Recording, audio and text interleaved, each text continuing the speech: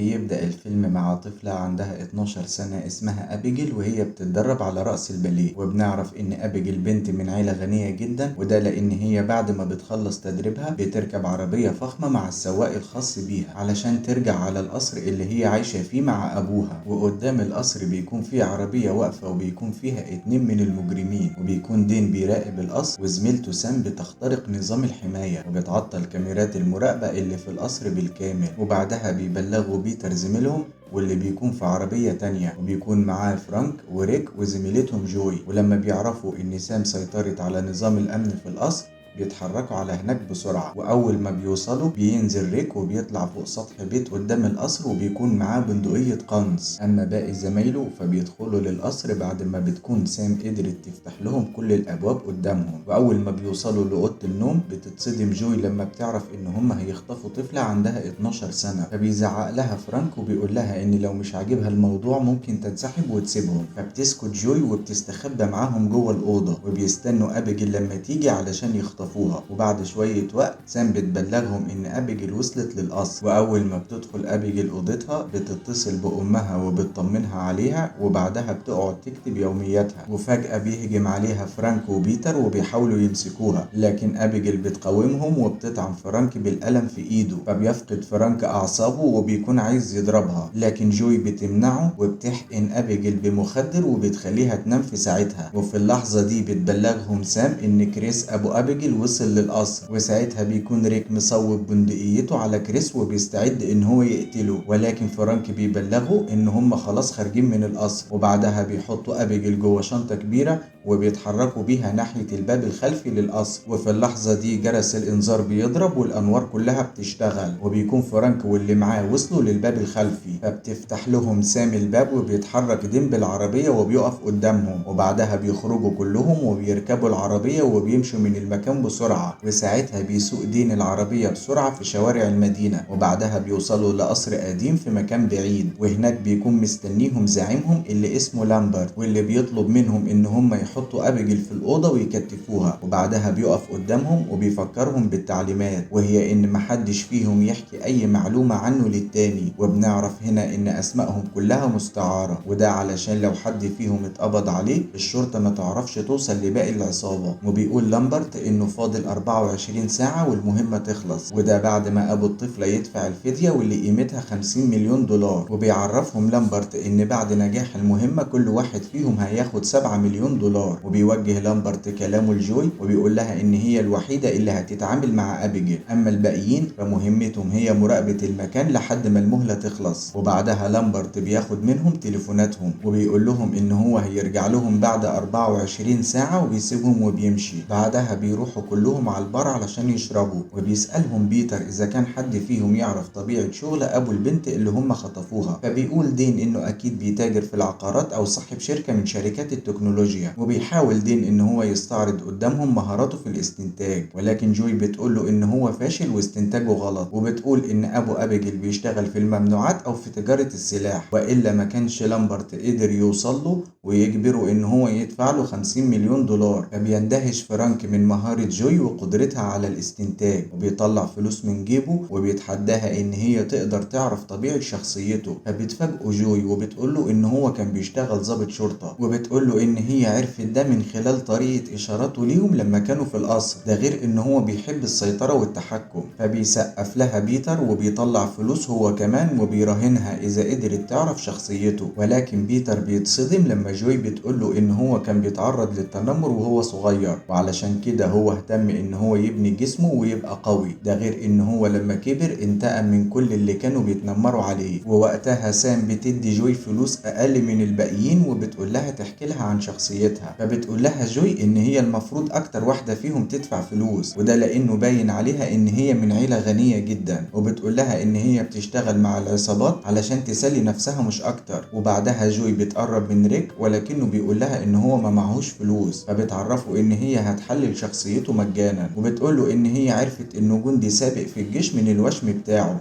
فبيحط دين فلوس على الترابيزة وبيقول لجوي ان هي مستحيل تعرف حقيقته. فبتتريق جوي عليه وبتقوله ان هو هو اكتر واحد شخصيته واضحة قدام الكل، وبتقوله ان هو مش متزن عقليا وان هو مش محترف زي باقي زمايله. بعدها فرانك بيفاجئ جوي وبيقول لها ان هي مدمنة ممنوعات، وبيقرب منها وبيقول لها ان ضباط الشرطة بيقدروا يعرفوا المدمنين اول ما بيشوفوهم. فبتتوتر جوي وما بتردش على فرانك، وبتقول لهم ان هي هتروح تطمن على ابيجيل. واول ما جوي بتدخل على ابيجيل بتلاقيها صحيت، وبتطلب منها ان هي تشيل الشريط اللي على عينيها. فبتداري جوي وشها علشان ابيجيل ما تعرفش شكلها، وبتقرب من ابيجيل وبتفك الشريط من على عينيها. بعدها ابيجيل بتقول لها ان ايديها بتوجعها، فبتقعد جوي على السرير وبتفك ايديها وبتربطها قدامها علشان تخفف عنها الالم. وبعدها جوي بتطمن ابيجيل وبتقول لها ان هي هتفضل لمدة يوم واحد بس لحد ما ابوها يدفع الفلوس. ولكن ابيجيل بتكون خايفة وبتسألها اذا كانوا هيأذوها، فبتوعدها جوي ان هي مش هتخلي اي حد يقرب منها، وده طول ما هي بتتصرف كويس وبتسمع الكلام. فبتسألها ابيجيل عن اسمها واذا كان عندها اطفال، فبتقول لها ان هي اسمها جوي وعندها طفل في سنها تقريبا. وهنا بتفاجئها ابيجيل وبتقول لها ان هم غلطوا لما افتكروا ان ابوها هيدفع لهم الفلوس، وبتعرفها ان ابوها مش بيهتم بيها نهائيا وكأنه ندم ان هو خلفها في يوم من الايام. وهنا بتتوتر جوي، ولكن بتقول لها ان هي هتمشي وهترجع لها بعد شوية. وقبل ما جوي تمشي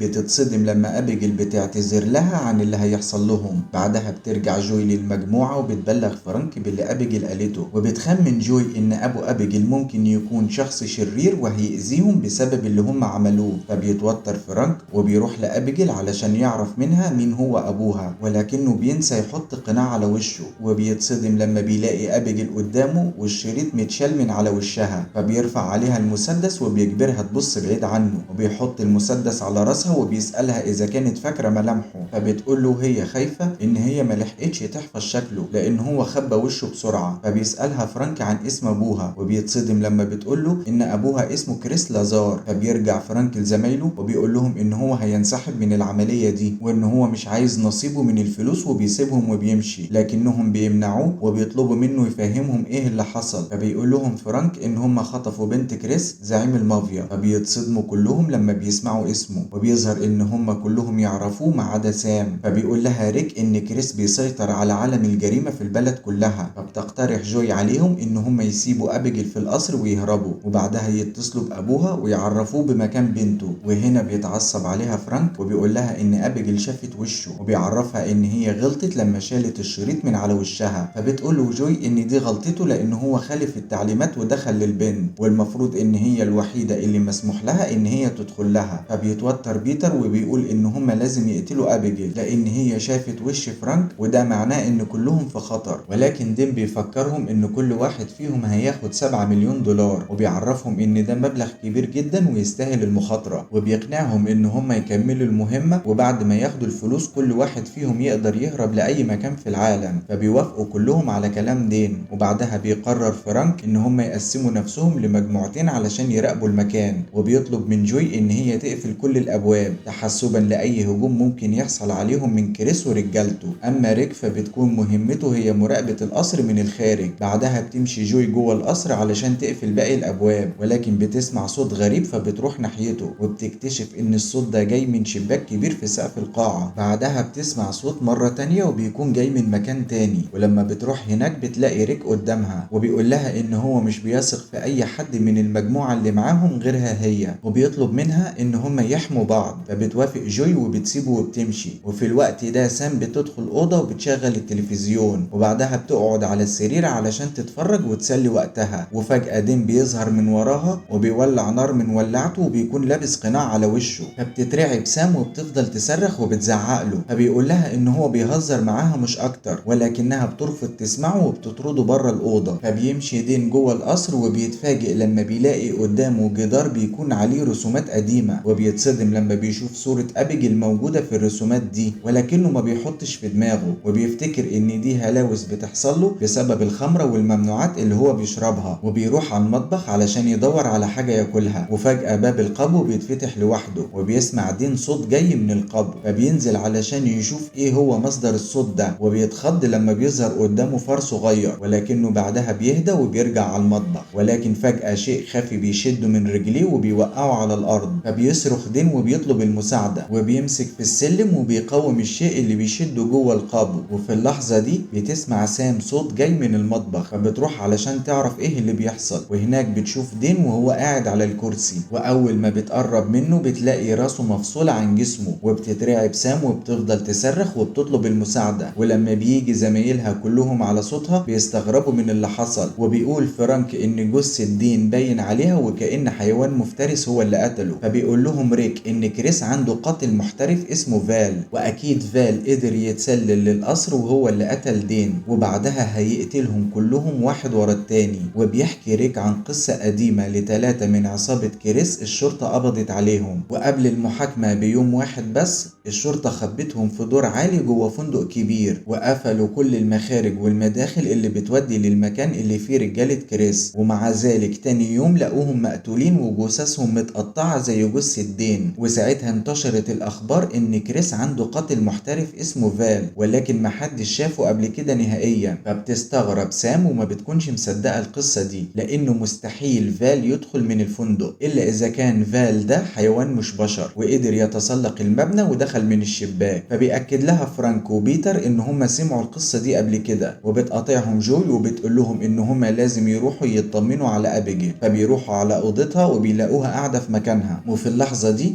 بيقرر ريك إن هو يسيب المكان ويمشي، ولكنه لما بيفتح الباب بيلاقي وراه باب تاني مصنوع من الحديد ما كانش موجود قبل كده. فبيحاول هو وبيتر إن هما يفتحوا الباب ولكن بيفشلوا، وفجأة بيلاقوا جدران حديد بتغطي كل جدران القصر بالكامل. فبتقول لهم جوي إن كل ده كان فخ، وإن هما كده اتحبسوا جوه القصر ومش هيعرفوا يخرجوا منه. فبتروح لأبيجيل وبتسألها إذا كان في حد دخل عليها الأوضة غيرها هي وفرانك. فبتقول لها أبيجيل إن مفيش حد دخل عليها الأوضة غيرهم، وبعدها بتمثل إن هي خايفة ومرعوبة من فرانك. فبتطلب منها جوي تقول لها عن سبب خوفها منه. فبتحكي لها إن فرانك قال لها إن هو هيأذيها وان هو بيشتغل مع ابوها وان اسمه فال. فبتتصدم جوي من كلامها وبيقاطعهم ريك وبيفتح باب الاوضه وبيطلب من جوي ان هو يتكلم معاها. فبتروح له جوي وبتعرف منه ان في حد اخذ البندقيه بتاعته من الاوضه اللي هو كان فيها. فبتقول له جوي ان ابيجيل قالت لها ان فرانك هو فال. فبيقرروا انهم يقضوا عليه قبل ما يقتلهم، وبيحطوا خطه علشان يتخلصوا من فرانك، وبعدها بيتحرك كل واحد فيهم من ناحيه. ولكن فجاه بتسمع جوي صوت غريب، ولما بتبص وراها بتلاقي ريك واقف مكانه ومش بيتحرك. فبتنده عليه ولكنه ما بيردش عليها. فبتتوتر جوي وبتقرب منه بهدوء وحذر، ولما بتوصل عنده بتترعب لما بتلاقيه متصاب بإصابة خطيرة، وبعدها بيقع على الأرض وبيموت في ساعتها. فبتنزل جوي وبتدور على فرانك لحد ما بتلاقيه وهو خارج من الأوضة. فبترفع المسدس عليه وبتقول له إن هو جابهم هنا علشان يخلص عليهم. وبنعرف هنا إن فرانك هو اللي جمع الفريق بالكامل علشان يخطفوا أبيجيل، لكن فرانك بيسحب مسدسه وبيصوبه ناحيتها وبينكر كل الكلام اللي هي بتقوله. فبتواجهه جوي باللي هي عرفته من أبيجيل، وبتقول له إن هو يبقى فال المجرم اللي بيشتغل مع كريس. فبيسخر منها فرانك وبيقول لها إن أبيجيل كذبت عليها وإن هي بتلعب بعقلها. وبيطلب فرانك من بيتر إن هو يطلع لأبيجيل ويخلص عليها. فبينفذ بيتر كلامه وبيدخل على أبيجيل الأوضة وبيرفع عليها المسدس، ولكن جوي بتيجي من وراه وبتمنعه. وبيجي فرانك وبيرفع سلاحه على جوي، ووقتها سام بتبص على أبيجيل وهي مرعوبة، وبتطلب من زمايلها إن هم يوقفوا اللي هم بيعملوه ويبصوا على أبيجيل. وساعتها أبيجيل بتحرر نفسها من الكلبشات اللي في إيديها، وفجأة بتتحول لمصاص الدماء وبتهجم على بيتر وبتحاول إن هي تعضه في رقبته. ولكن فرانك بيتحرك بسرعة وبيضربها برصاصة في دماغها، وساعتها بيتصدموا كلهم لما أبيجيل بتقوم من تاني، وبعدها بتصرخ وبتهجم عليهم. فبتفتح جوي النار عليها، ولكن أبيجيل مش بتتأثر بالرصاص. فبيقفلوا الباب عليها وبيحبسوها جوه الأوضة، وبعدها بينزلوا بسرعة وبيكونوا كلهم مصدومين جدا، ومحدش فيهم بيكون مصدق إن هم خطفوا مصاص الدماء. ولكن كلهم بيعرفوا إن أبيجيل تبقى هي فال القاتل اللي بيشتغل مع كريس، وبيفضلوا يفكروا كلهم في طريقة علشان يهربوا من القصر. ولكن فرانك بيقترح عليهم إن هم يقتلوا أبيجيل باستخدام التوم والأوتاد الخشب، لأن هي دي الحاجة الوحيدة اللي بتقتل مصاصين الدماء، ولكن جوي بتقول لفرانك ان ابيجيل ذكية جدا وهم مش هيقدروا يقتلوها بسهولة، لكن فرانك ما بيهتمش بكلامها وبياخد سام وبيتر وبيروحوا على أوضة ابيجيل علشان يخلصوا عليها، ولكنهم بيتصدموا لما بيلاقوا الأوضة فاضية وابيجيل مش فيها، فبيروحوا يدوروا عليها جوه القصر لحد ما بيلاقوها وبتهجم عليها سام، ولكن ابيجيل بتمسكها وبتوقعها على الارض، وبيتفاجئوا كلهم لما بيلاقوا التوم مش بيأثر فيها، فبيجري عليها بيتر وبيشيلها من فوق سام، ولكن ابيجيل بتكون قوية جدا وبتوقعه على الارض وبتفضل تضربه، فبيهجم فرانك عليها ولكن هي بتطعنه بالوتد الخشب في رجله، وبعدها كلهم بيساعدوا بعض وبيمشي من قدامها قبل ما تخلص عليهم، والغريب ان ابيجيل بتسيبهم يمشوا وما بتهجمش عليهم تاني، ولما بيرجعوا لجوي بتقترح عليهم ان هم يحقنوا ابيجيل بالمخدر، وده لان ابيجيل فقدت وعيها اول ما حقنتها بالمخدر لما خطفوها، فبيقتنعوا بكلامها وبعدها بيتفرقوا وبيدوروا عليها في القصر وبيتواصلوا مع بعض من خلال اجهزة الاتصال اللي معاهم علشان يقدروا يوصلوا لبعض بسرعة، وفي اللحظة دي ابيجيل بتظهر قدام بيتر فبيترعب وبيجري منها بسرعة، وبيخبط بيتر في فرانك وهو بيفتح الباب بالغلط وبيقع من فوق السلم، بعدها ابيجيل بتهجم على فرانك وبتوقعه من على السلم هو كمان، وفي الوقت ده بتوصل جوي وسام للمكان وبتهجم جوي على ابيجيل علشان تحقنها بالمخدر، ولكن ابيجيل بتضرب ايدها وبتطير الحقنة منها، فبتحاول جوي ان هي تمد ايديها علشان توصل للحقنة، وفي اللحظة دي سام بتهجم على ابيجيل علشان تنقذ فرانك، لكن ابيجيل بتمسكها وبتعضها في دراعها، وبعدها بتمسك فرانك من رجله وبتخليه يطير في الهواء، وفجأة بيظهر بيتر وبينط على ابيجيل وبيوقعها على الارض وبيسيطر عليها، وفي اللحظة دي جوي بتوصل للحقنة وبتجري على ابيجيل وبتقدر تحقنها بالمخدر، وبعدها ابيجيل بتفقد الوعي، ولما بتفوق بتلاقي نفسها محبوسة جوه الاسانسير، فبتجري عليها سام وبتسألها اذا كانت هتتحول لمصاص الدماء زيها بعد ما عضتها، لكن ابيجيل بتقول لها ان هي مش عارفة اذا كان ده هيحصل ولا لا، فبتقرب منها جوي وبتطلب منها ان هي تقول لهم على الطريقة اللي هيخرجوا بيها من القصر، وده في مقابل ان هم يحرروها من سجنها، ولكن ابيجيل بترفض وبتقول لهم ان هي اللي دبرت لكل حاجة اصلا، وان لامبرت بيشتغل لحسابها، وبتقول لهم ان هي بتعاقب كل اللي بيشتغلوا عند ابوها وبيأذوه في شغله، فبيستغربوا من كلامها ومحدش فيهم بيكون فاهم هي تقصد ايه، وهنا بتعرفهم ابيجيل ان كل واحد فيهم ارتكب غلطة مع ابوها، وبتوجه كلامها لسام وبتقول لها ان هي بدأت حياتها العملية بسرقة حسابات ابوها وامها في البنوك، اما بيتر فهو كان بيشتغل فرد امن في شركة من شركات ابوها، وان هو استغل قوته وقدر يضرب زمايله كلهم في وردية الحراسة، وبعدها سرق فلوس من خزنة الشركة وهرب، وبعدها بتبص ابيجيل لفرانك